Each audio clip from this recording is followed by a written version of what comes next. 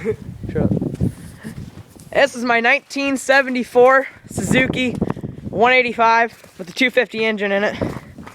I just bought it not too long ago. Piece of shit. Yeah, I know. But it's pretty fun. We've been doing a lot of burnouts with it today. And we're gonna show you one right now. This is Zach.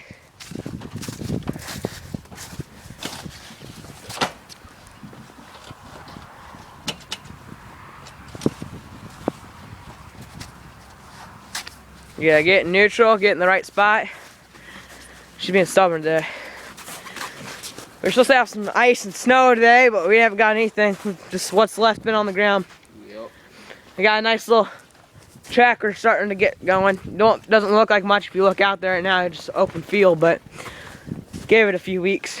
We got a nice little couple berms, nice cornering, lots of clutching.